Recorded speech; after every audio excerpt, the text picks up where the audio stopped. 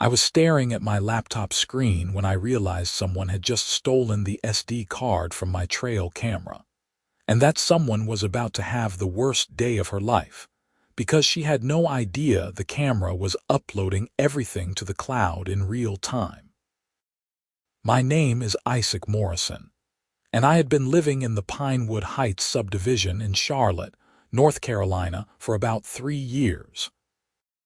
The neighborhood was beautiful, with its manicured lawns and tree-lined streets, but there was one massive problem that made life here absolutely unbearable. The HOA president, a woman named Brenda Patterson, who embodied every single Karren stereotype you could possibly imagine. She was in her mid-40s, always had that particular haircut, the one that screamed, "I want to speak to your manager." And she treated the HOA rules like they were the 10 Commandments handed down from God himself. The whole mess started about 2 months ago when I noticed someone had been walking through my backyard at night. I lived on the edge of the subdivision, where my property backed up to a small wooded area. At first, I thought maybe it was just deer or other wildlife, but then I started noticing footprints in my garden, and my outdoor furniture had been moved around. It was creepy, and I wanted to know what was going on, so I did what any reasonable person would do in 2026. I bought a trail camera. Not just any trail camera, though. I splurged on one of those fancy models that uploads footage directly to the cloud in real time. The camera itself still had an SD card for backup storage, but every single video and photo it captured was immediately sent to my secure cloud account. I figured it would help me catch whatever or whoever was sneaking around my property. I set up the camera on a tree at the back corner of my yard, positioned so it had a clear view of both my garden and the path leading into the woods. The camera was well hidden, camouflaged among the leaves and branches. I tested it a few times to make sure the cloud upload was working properly, and everything checked out perfectly. Within seconds of detecting motion, the footage would appear in my phone app. For the first week, the camera caught exactly what I expected: a few deer, some raccoons, a possum, and one very fat groundhog that seemed to enjoy eating my tomato plants. But then, on a Tuesday night around 10:30, I got a notification on my phone that made my blood run cold. The motion sensor had been triggered, and when I opened the app to check the footage, I saw a person walking through my backyard. Not just walking through either. This person was shining a flashlight around, looking at my deck, peering into my windows, and generally acting like they were casing the place for a robbery. I watched the live feed with my heart pounding, debating whether I should call the police or go outside and confront them myself. But then the person turned toward the camera for just a moment, and the infrared light caught their face clearly. It was Brenda Patterson. I could not believe what I was seeing. The HOA president was creeping around my backyard at night like some kind of burglar. But why?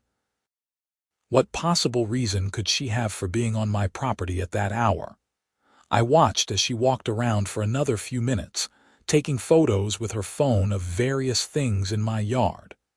She took pictures of my shed, my garden, my deck furniture, even my grill. Then she walked back toward the woods and disappeared from view. The whole encounter lasted maybe 10 minutes, but it left me completely baffled and more than a little angry. I saved the footage to a separate folder on my cloud account and decided I would confront Brenda about it at the next HOA meeting, which was scheduled for the following week. But Brenda apparently was not done with her late-night surveillance. Over the next several days, she came back 3 more times. Each time, the camera caught her prowling around my property, taking photos, and on one occasion, she even measured the height of my fence with a tape measure. Every single visit was documented in crystal clear video, all safely stored in my cloud account. I started to piece together what she was probably doing. Brenda was looking for HOA violations. She was so obsessed with enforcing the neighborhood rules that she was literally trespassing on my property in the middle of the night to find something, anything, she could use to fine me or force me to make changes. The thing was, I followed the HOA rules religiously. I had learned early on that Brenda was not someone to mess with when it came to subdivision regulations. My grass was always cut to the proper height. My house was painted in an approved color. My mailbox met specifications, and I did not have any unauthorized structures or decorations. I was as by the book as they came, but Brenda was determined to find something. I could see it in the way she scrutinized every inch of my yard in those videos, how she took photo after photo from different angles, how she made notes on her phone between inspections. The HOA meeting finally arrived on a Thursday evening. These meetings were held in the subdivision's clubhouse, a nice building near the front entrance that had a meeting room, a small gym, and a pool. About 20 homeowners showed up that night, which was pretty typical. Most people only came to complain about something, or to find out why they had been fined. I walked in with my laptop tucked under my arm, ready to expose Brenda's nighttime activities in front of everyone. But before I could even sit down, Brenda called the meeting to order and immediately pointed at me. "Isaac Morrison," she said in that shrill, accusatory tone she loved to use. "I am glad you are here tonight. We need to discuss several violations I have documented on your property." The room went quiet. Everyone turned to look at me. I felt my face flush with anger, but I kept my cool. "Violations," I said calmly. "What violations would those be, Brenda?" She pulled out a folder stuffed with papers and photos. "I have documented evidence that your shed exceeds the maximum allowed height by 6 inches. Your deck furniture is not an approved color according to our aesthetic guidelines. You have unauthorized plantings in your garden, specifically tomato plants, which are not on the approved vegetation list. And your outdoor grill is visible from the street, which violates our visual harmony standards." I could not believe what I was hearing. Every single thing she mentioned was either completely made up or an absurd interpretation of rules that did not actually exist in our HOA bylaws. I had read those bylaws front to back when I bought my house. "Brenda," I said, trying to keep my voice level, "I think you need to check the actual HOA bylaws. None of those things you just mentioned are violations." Her face turned red. "I am the HOA president, and I enforce the rules as I see fit to maintain the character and value of this neighborhood. You will correct these violations within 30 days or face fines of $500 per violation." That was when I opened my laptop. "That is interesting, Brenda. Because I am curious how you documented these so-called violations. Did you happen to do it by trespassing on my property multiple times over the past 2 weeks?" Her eyes went wide for just a fraction of a second, but she recovered quickly. "I have every right as HOA president to inspect properties for compliance." "Actually, you do not," I said. "The HOA bylaws, which I have right here, specifically state that property inspections must be conducted from public areas such as streets and sidewalks, or with the homeowner's explicit written permission. You never asked my permission, and you certainly were not on any public street when you were in my backyard at 10:30 at night." The room erupted in whispers. Several people leaned forward in their seats, suddenly very interested in this conversation. Brenda's face was now bright red. "I do not know what you are talking about." "Really?" I turned my laptop around so the screen faced the room. "Then maybe you can explain this." I pressed play on the first video. The large screen on the wall, which was connected to the laptop for HOA presentations, suddenly showed crystal clear footage of Brenda walking through my backyard at night, shining her flashlight around and taking photos. The room exploded. People started talking all at once, some yelling, some laughing. Brenda looked like she had been slapped. That is not. She stammered. I played the second video, then the third, then the fourth. Each one clearly showed Brenda trespassing on my property at various times over the past 2 weeks. "You had no right to record me," Brenda finally shouted. "Actually, I have every right to record anyone on my private property without their consent in North Carolina," I said. "It is called the one-party consent law, and since it is my property, I am the one party who matters." A man in the back row stood up. I recognized him as David Chen, one of the other homeowners who lived a few streets over. "Brenda, this is completely unacceptable. You cannot just trespass on people's property. That is illegal." "It is not trespassing when it is HOA business," Brenda insisted, but her voice had lost its confidence. "Yes, it absolutely is," said a woman named Jennifer Rodriguez, who was a lawyer and lived 2 houses down from me.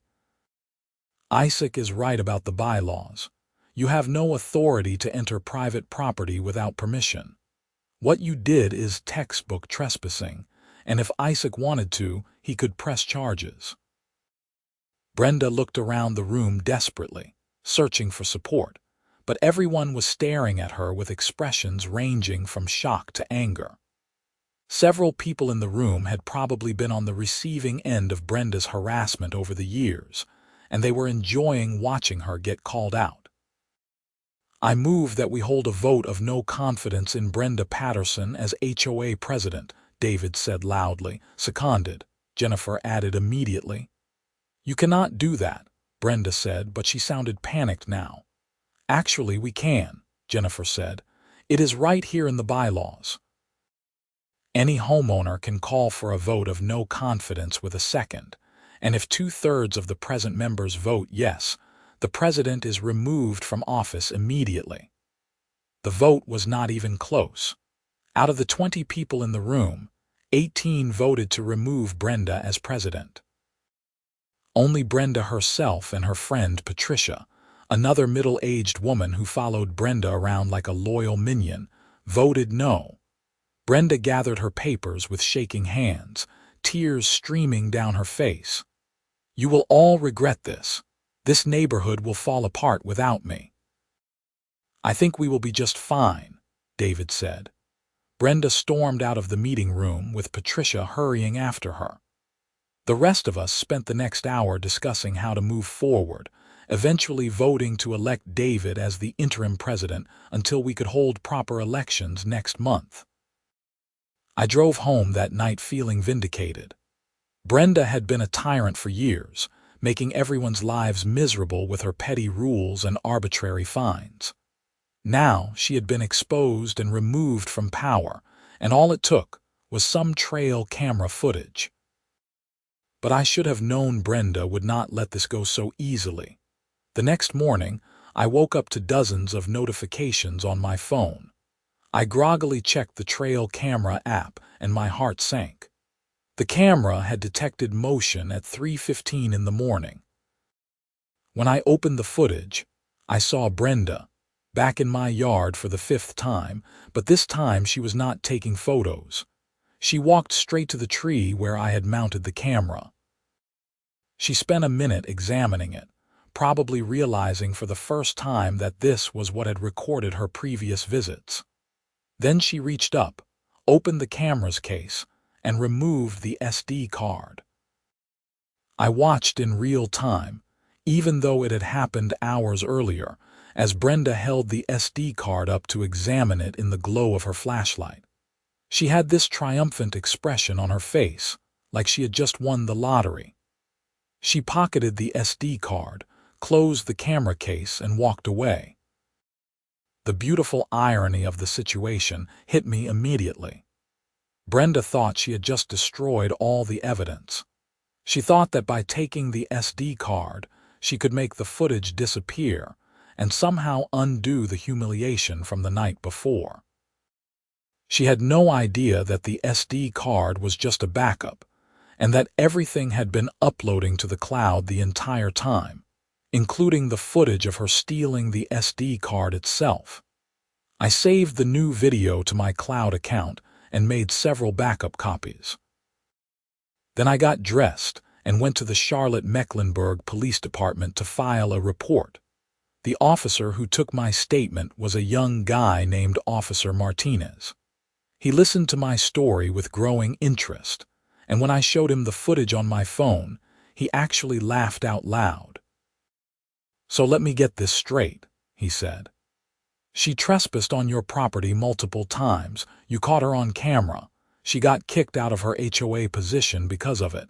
And then she came back and stole your SD card thinking it would make the evidence disappear." "That is exactly what happened," I confirmed. "But the camera uploads to the cloud every single second of footage. The SD card was just a backup." Officer Martinez shook his head, grinning. "That is amazing. Okay, so we have got multiple counts of trespassing and one count of theft. The theft of the SD card is probably petty larceny since it is worth less than $1,000. Do you want to press charges?" "Yes," I said without hesitation. "I have tried to be reasonable with this woman for years. She has harassed me and my neighbors constantly.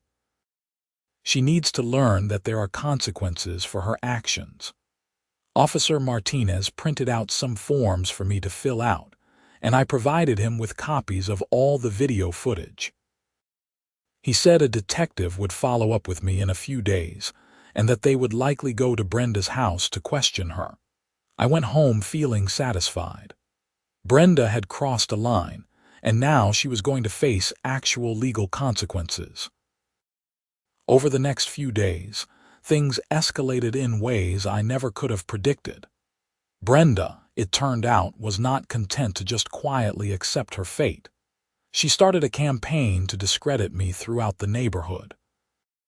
I started receiving angry emails from Patricia and a few other Brenda supporters, accusing me of fabricating the videos using deepfake technology. They claimed I had doctored the footage to make it look like Brenda was trespassing, when she really was not. It was absurd, but some people actually believed it. Then Brenda did something even more unhinged. She filed a police report against me, claiming that I had been harassing her.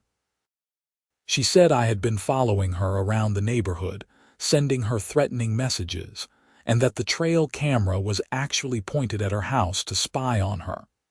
None of this was true, of course. My camera was pointed at my own backyard, and Brenda's house was 3 streets away. But the false report meant that I had to go back to the police station to give another statement. Officer Martinez was apologetic when he explained the situation. "Look, we know her report is bogus," he said. "Your camera footage clearly shows it was pointed at your yard, not her house. And you have not been anywhere near her property. We have already checked your cell phone location data with your permission, and it completely contradicts her claims, but we had to follow up on it." "So what happens now?" I asked. "Well, filing a false police report is also a crime," Officer Martinez said. "The detective handling your case is not happy about this. Mrs. Patterson is digging herself into a deeper hole." That detective turned out to be Detective Sarah Williams, a no-nonsense woman in her late 30s who had been with the department for over a decade. She called me a few days later to schedule an interview at my house. She wanted to see the camera setup in person and verify that everything I had said was accurate. Detective Williams arrived on a sunny Tuesday afternoon. She was professional and thorough, examining the trail camera, checking the angle and field of view, and verifying that it was pointed at my property and not at any neighboring homes. She also asked me to demonstrate the cloud upload feature, so I triggered the motion sensor and showed her how the footage appeared in my app within seconds. This is pretty sophisticated, she said. Most people just use basic security cameras or trail cams without the cloud backup. It is a good thing you had it, though, because otherwise you would not have had evidence after she took the SD card. I got lucky, I admitted. Or maybe Brenda got unlucky, depending on how you look at it. Detective Williams smiled slightly. Mr. Morrison, I have reviewed all the footage you provided, and I am going to be honest with you. This is one of the most clear-cut cases I have seen. Mrs. Patterson is on video trespassing multiple times, and then she is on video stealing your property. Her false police report just makes things worse for her. I will be recommending that the district attorney press charges for criminal trespass, petty larceny, and filing a false police report. How long does something like this usually take? I asked. It varies. Could be a few weeks, could be a couple of months, but I would expect her to be arrested and arraigned relatively soon. True to Detective Williams's word, Brenda was arrested 3 weeks later. I was not there when it happened, but according to the Neighborhood Gossip Network, which was working overtime during all of this, 2 police officers showed up at her house at 8 in the morning and took her away in handcuffs. Patricia apparently stood on Brenda's front lawn screaming about police brutality and demanding to see badges and warrants. The arrest made the local news. Not the major networks, but one of the Charlotte area news websites ran a story with the headline, "Former HOA President Arrested for Trespassing and Theft." They did not use Brenda's name in the article because the charges had not been formally filed yet, but everyone in Pinewood Heights knew exactly who they were talking about. I started receiving supportive messages from neighbors I had barely spoken to before. People were stopping me on the street to thank me for finally standing up to Brenda. One woman named Gloria Davis, who lived on the opposite side of the subdivision, actually came to my door with a homemade pie. "I just wanted to say thank you," Gloria said when I answered the door. Brenda fined me $600 last year because she said my front door wreath was not an approved decoration. I fought it, but she threatened to put a lien on my house, so I just paid. She has been terrorizing this neighborhood for too long. "I am sorry you had to go through that," I said, accepting the pie. "Nobody should have to deal with that kind of abuse of power." "Well, thanks to you, we do not have to anymore," Gloria said with a warm smile. Over the next few weeks, more and more stories came out about Brenda's reign of terror as HOA president. It turned out she had been issuing bogus fines for years, pocketing some of the money for herself, and using HOA funds to pay for personal expenses. David, the new interim president, started going through the HOA's financial records and discovered thousands of dollars in irregularities. He called an emergency HOA meeting to discuss the findings.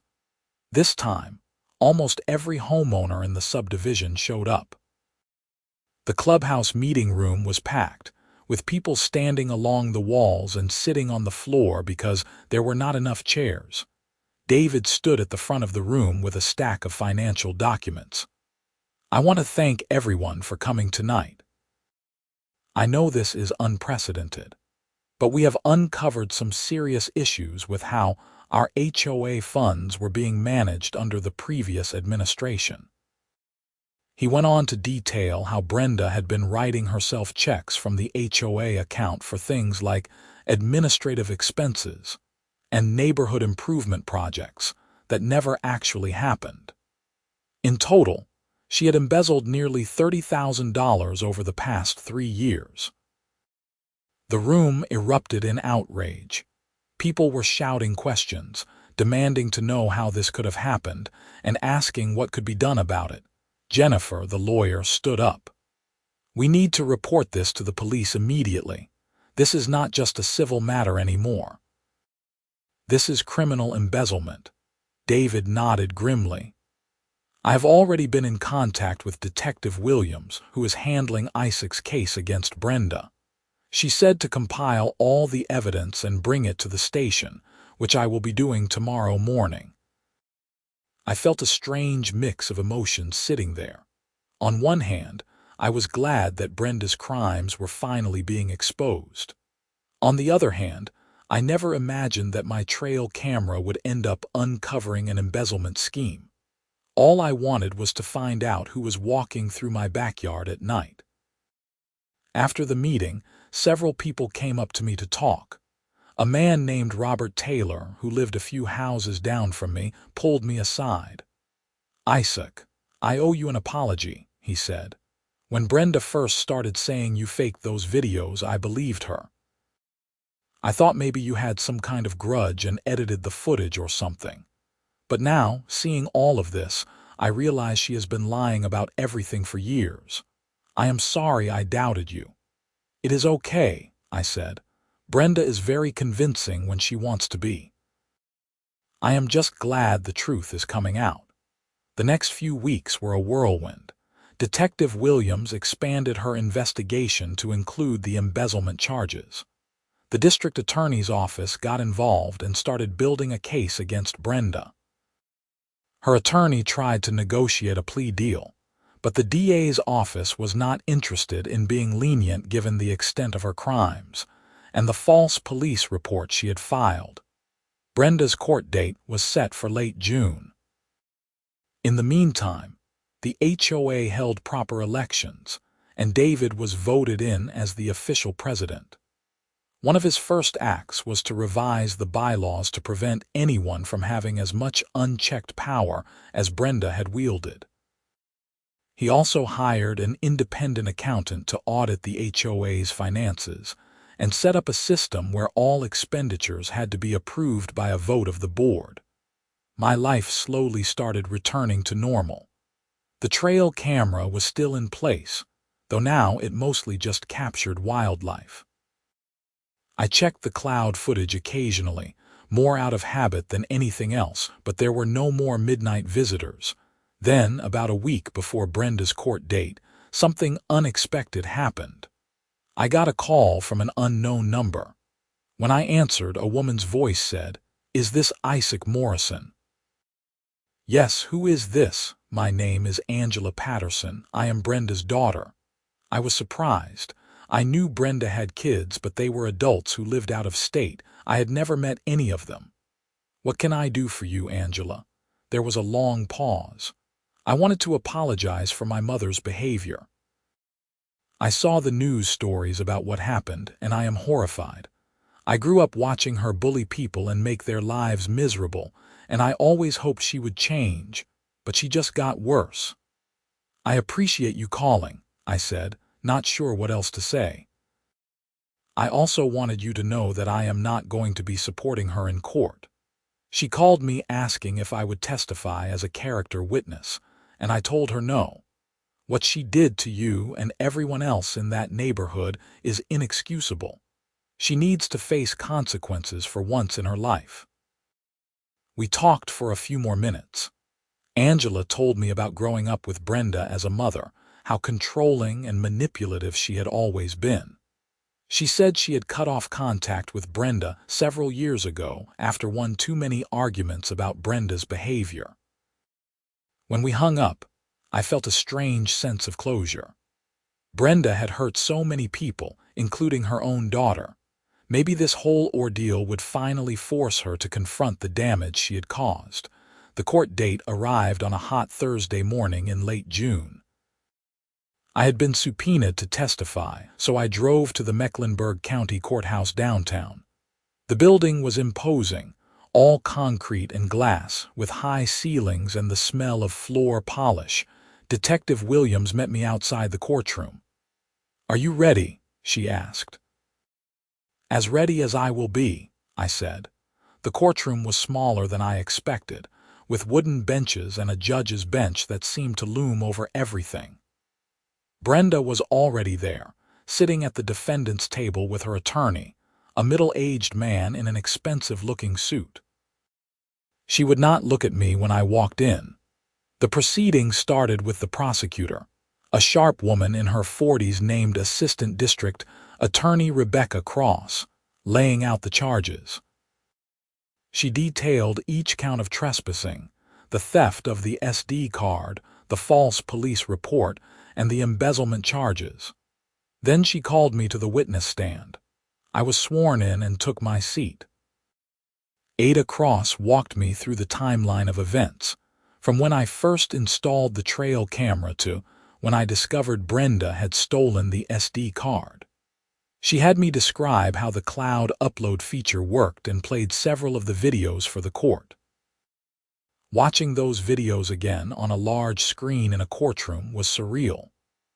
There was Brenda sneaking through my backyard at night, measuring my fence, taking photos.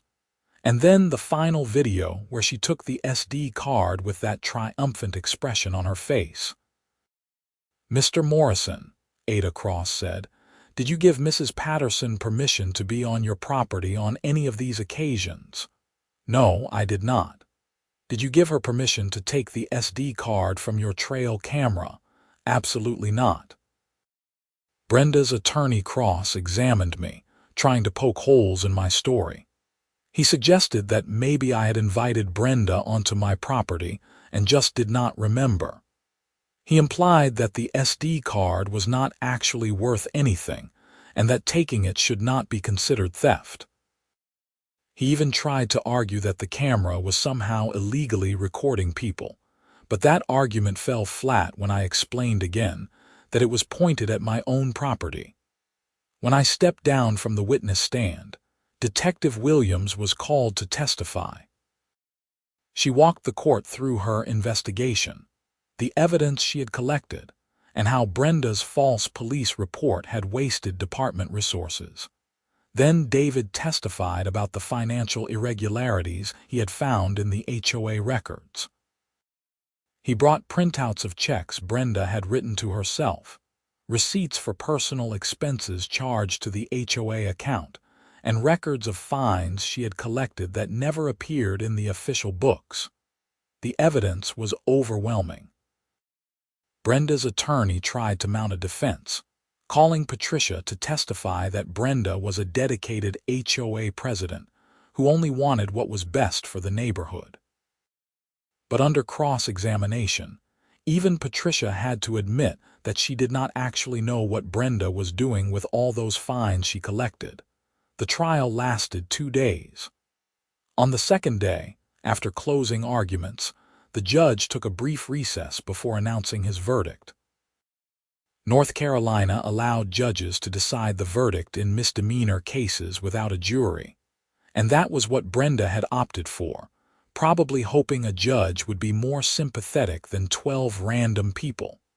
When the judge returned, the courtroom went silent. Brenda stood up, her hands clasped in front of her, looking smaller than I had ever seen her. "Mrs. Patterson," the judge said, "I have reviewed all the evidence presented in this case, and I find you guilty on all counts. The video evidence is clear and irrefutable.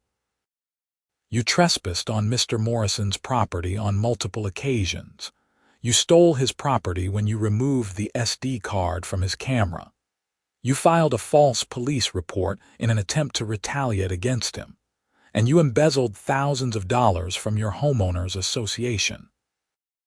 Brenda's shoulders started shaking. She was crying, but the judge was not done. "Your behavior demonstrates a pattern of abuse of power and complete disregard for the law. You held a position of trust within your community, and you exploited that trust for personal gain.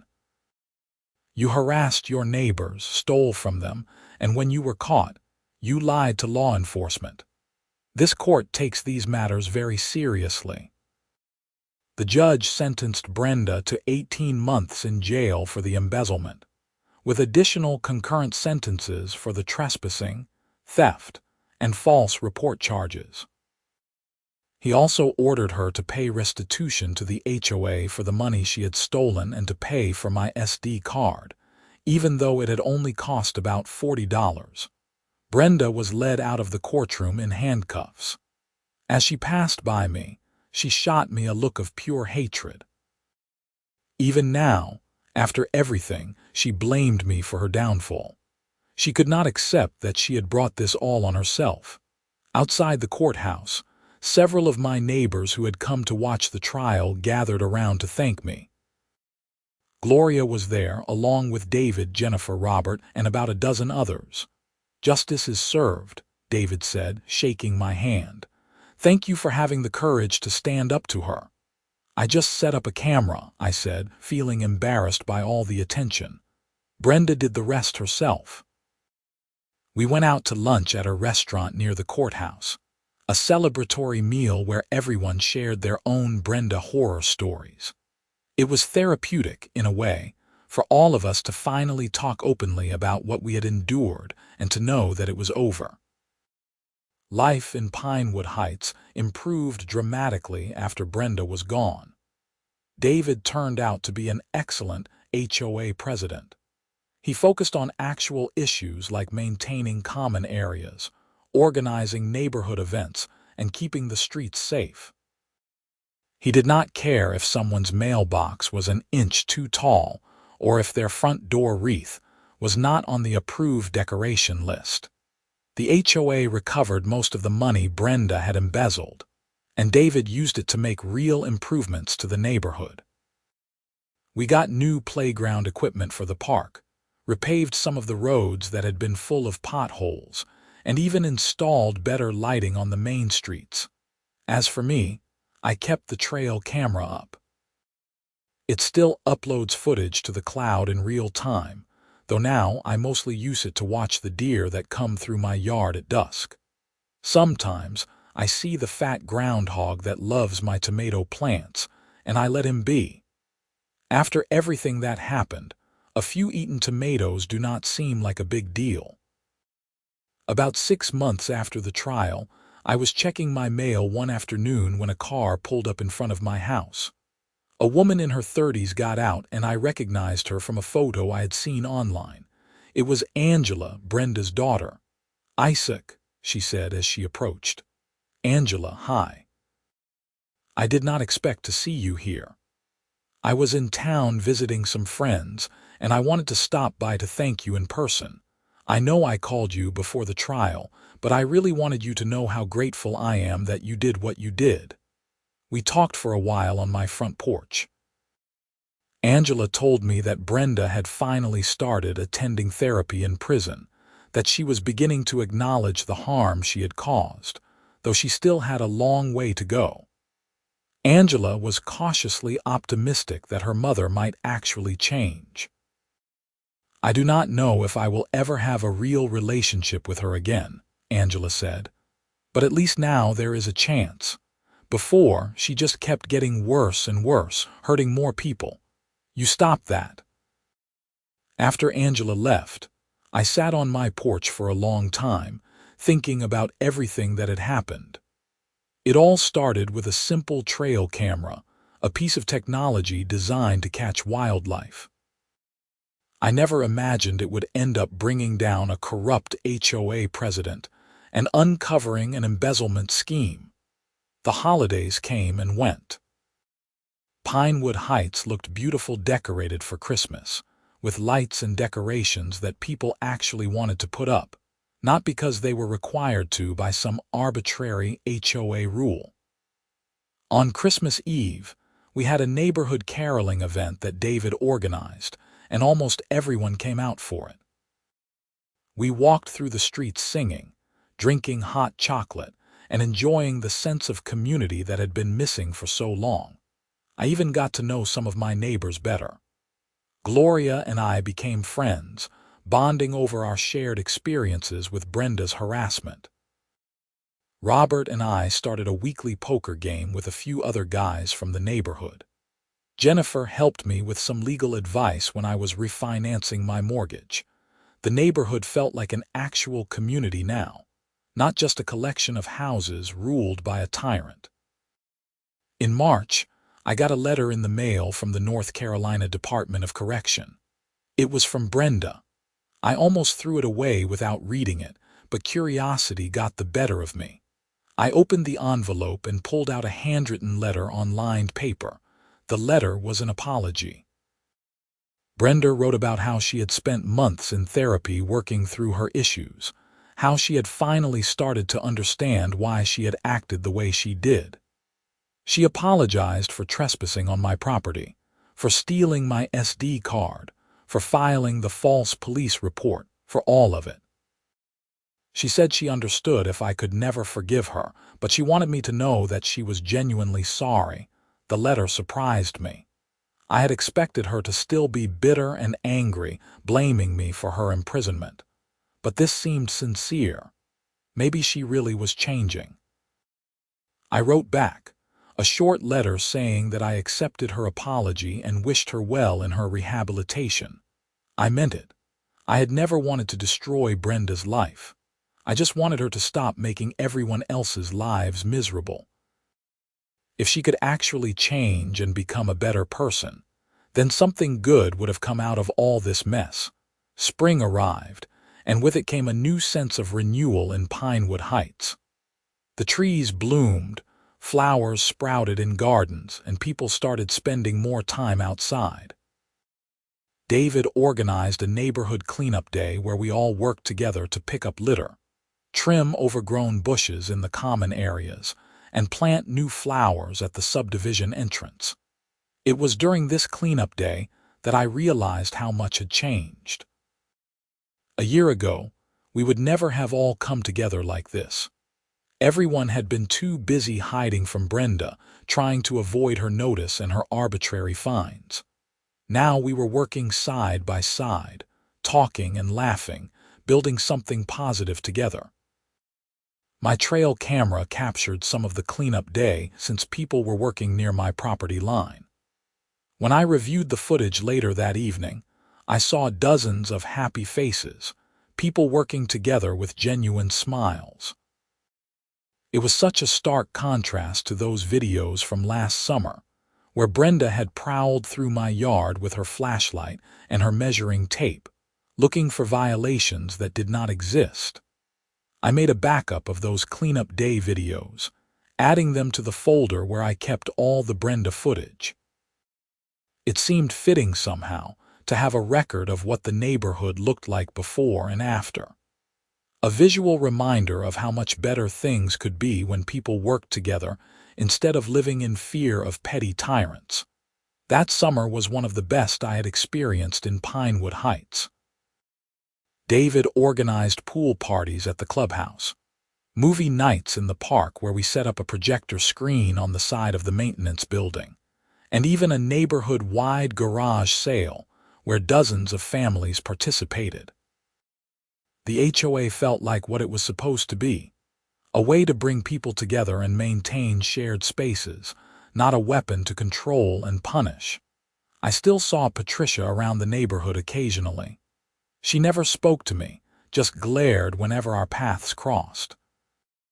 She was one of the few people who remained loyal to Brenda, convinced that we had all conspired against an innocent woman. But even Patricia could not deny the improvements in the neighborhood, the renewed sense of community, the lack of fear and anxiety that had permeated everything under Brenda's rule. In August, I got another letter from Brenda.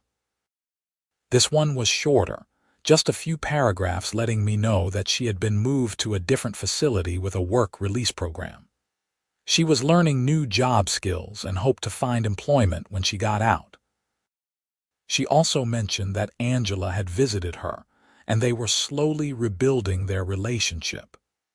Brenda thanked me again for holding her accountable, saying that being forced to face consequences had probably saved her life. I showed the letter to Gloria when she came over for coffee one morning.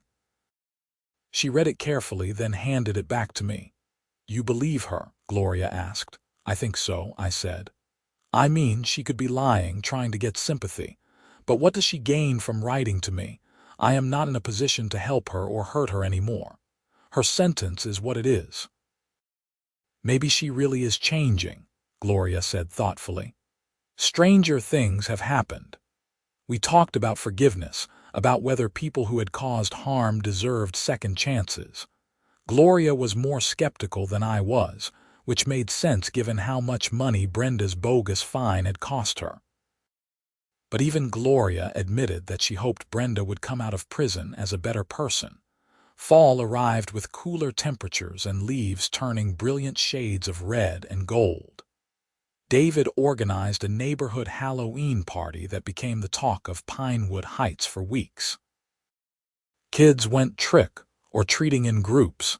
Parents stood on front lawns chatting and handing out candy, and the sense of safety and community was palpable. I decorated my house for Halloween, something I had been too nervous to do in previous years because I was afraid Brenda would claim it violated some made-up HOA rule. I put up orange lights, carved jack-o'-lanterns for my front porch, and even set up some of those inflatable decorations in my yard. My trail camera caught dozens of kids coming to my door for candy, their faces bright with excitement. It was moments like that when I felt grateful for everything that had happened. Yes, it had been stressful and unpleasant dealing with Brenda's harassment and the subsequent legal proceedings. But it had led to genuine positive change, not just for me but for everyone in the neighborhood. Thanksgiving came and David organized a potluck at the clubhouse. Nearly every family in Pinewood Heights participated, bringing dishes to share in a massive feast. We filled 3 long tables with food, everything from traditional turkey and stuffing to international dishes that reflected the diversity of our community. There was laughter and conversation, kids running around playing, and a warmth that had been missing for so long. During the dinner, David stood up to give a speech. He talked about community, about what Pinewood Heights had become over the past year, about how grateful he was to be part of such a wonderful neighborhood. He specifically thanked me for having the courage to stand up to corruption, which made me feel embarrassed but also proud. "A year ago, we lived in fear," David said. Fear of arbitrary rules, fear of harassment, fear of a leader who had forgotten that she was supposed to serve the community, not rule over it. But because Isaac refused to accept that fear because he stood up and demanded accountability, everything changed. We changed. This neighborhood changed. And I am grateful for that every single day. Everyone applauded, and people came up to me throughout the evening to thank me again. It was overwhelming in the best possible way. December brought the anniversary of when I had first installed the trail camera. It had been a full year since this entire saga began, and I found myself reflecting on everything that had transpired.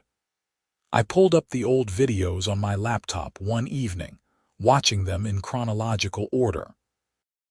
There was the first video of Brenda prowling through my yard at night, suspicious and invasive.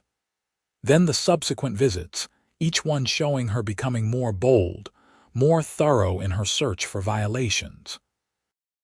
And finally, that last video where she took the SD card with such satisfaction, thinking she had won.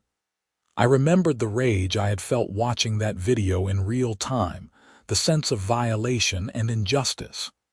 But now, a year later, I could look at it with a sense of detachment. Brenda had made her choices, and those choices had consequences. The trail camera had simply documented the truth. I closed my laptop and looked out the window at my backyard. The trail camera was still there, its lens pointed at the same spot it had been watching for a year. It had become a symbol of sorts, a reminder that truth and accountability mattered, that technology could be a force for justice if used properly. Christmas Eve arrived again, and Pinewood Heights looked even more beautiful than it had the year before. David had organized another caroling event, and the turnout was even bigger. We walked through streets lined with lights and decorations, singing off-key but enthusiastically, spreading joy and community spirit. When I got home that night, I checked the trail camera footage out of habit.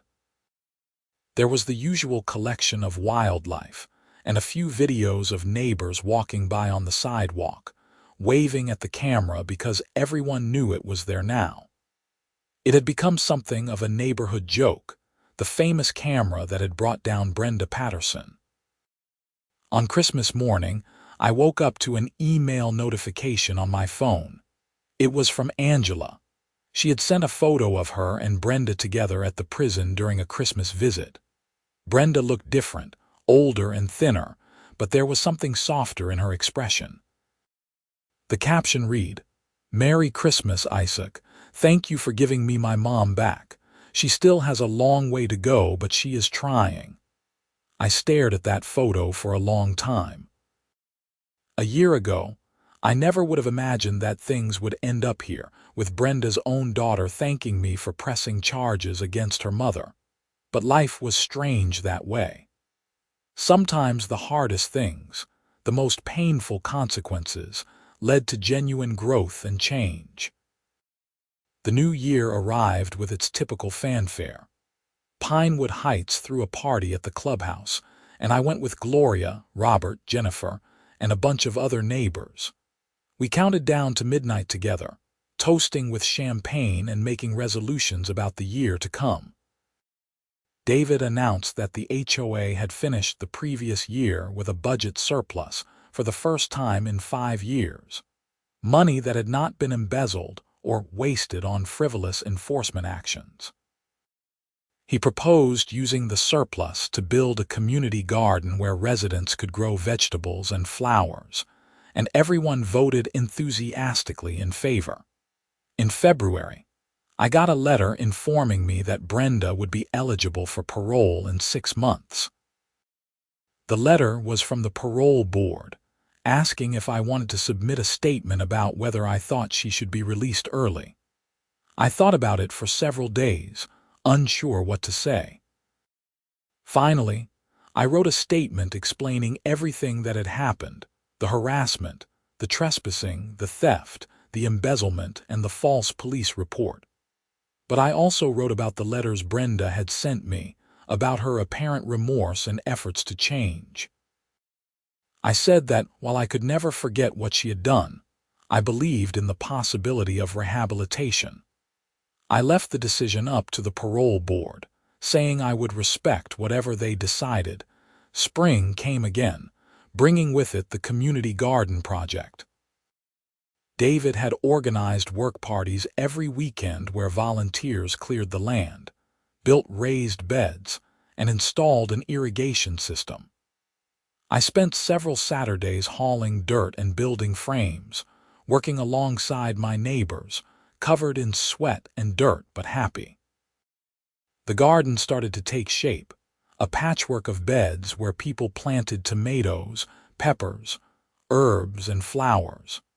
It became a gathering place, somewhere people went not just to tend their plants but to socialize and build friendships. Gloria had a bed next to mine, and we would often work side by side, talking about everything and nothing. In May, I got a call from the parole board. They informed me that Brenda had been granted parole and would be released in 2 weeks. She would have to complete the remaining months of her sentence on parole, during which time she would be required to meet regularly with a parole officer, continue therapy, and maintain employment. The news spread through Pinewood Heights quickly. Reactions were mixed. Some people were worried about Brenda returning to the neighborhood, afraid she would try to reclaim her position of power or seek revenge.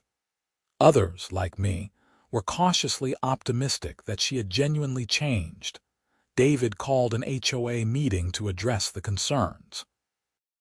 He reminded everyone that Brenda had no authority anymore, that the bylaws had been revised to prevent anyone from having unchecked power, and that we had built something good together that would not be easily destroyed.